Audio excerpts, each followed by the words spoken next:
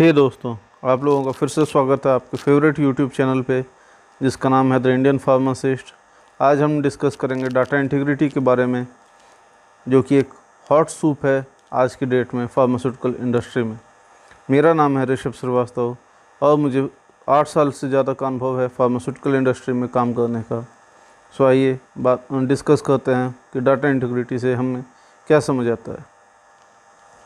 Data integrity data management practices को show करता है कि इंडस्ट्री में किस तरीके से डाटा को स्टोर किया जाता है, रिकॉर्ड किया जाता है या आर्काइव किया जाता है, जिससे कि हम ये इंश्योर कर सकें, ये मान सकें कि जो भी डाटा हमारे पास अवेलेबल है वह एक्यूरेट है, यानी कि पूरा सच्चा है, और जहाँ तक ऑब्जर्वेशन है वहाँ तक ये कंप्लीट है और रिलायबल है।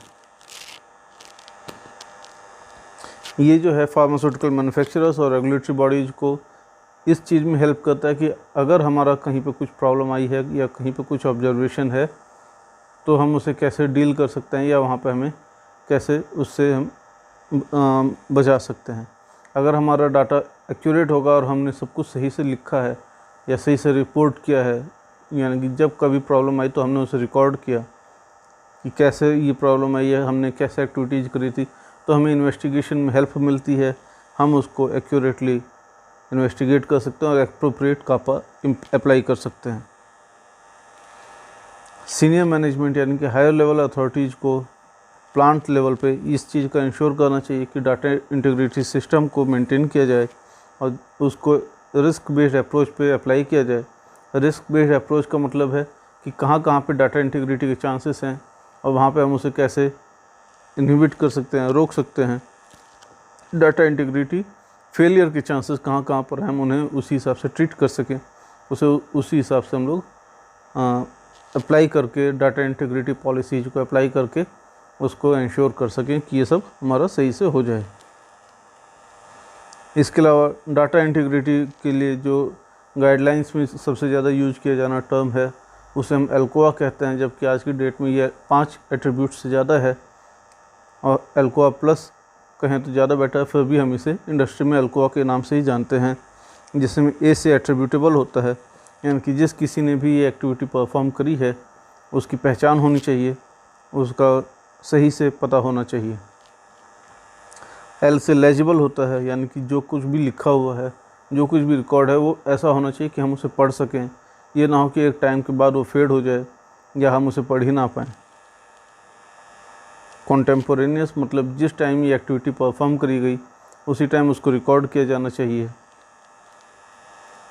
ओरिजिनल, जो भी डाटा अवेलेबल है वो ओरिजिनल फॉर्म में ही अवेलेबल होना चाहिए, ऐसा नहीं कि हम उसकी डुप्लीकेसी करें या उसको कॉपी करके हम रिप्रेजेंट करें।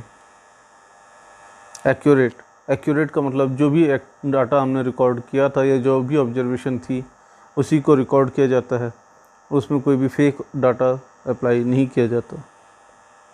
इसके बाद आता है कंप्लीट, जितना भी ऑब्जर्वेशन किया था या जितनी भी एक्टिविटी करी गई थी उसको पूर्ण रूप से रिकॉर्ड किया जाए, उसमें ऐसा ना हो कि कोई ऑब्जर्वेशन मिस हो या हम उसमें कुछ हाइड करें। कंसिस्टेंट, एक ही तरह का डाटा या सिमिलर तरह का डाटा हमें ऑब्जर्व होना चाहिए, ये नहीं कि एक में बहुत ज़्यादा, एक डाटा में 0% है, एक में 100% है। इस तरह का वेरिएशन अगर आता है तो इसका मतलब है डाटा में कहीं कुछ प्रॉब्लम है या हमने प्रोसेस को सही से परफॉर्म नहीं किया है।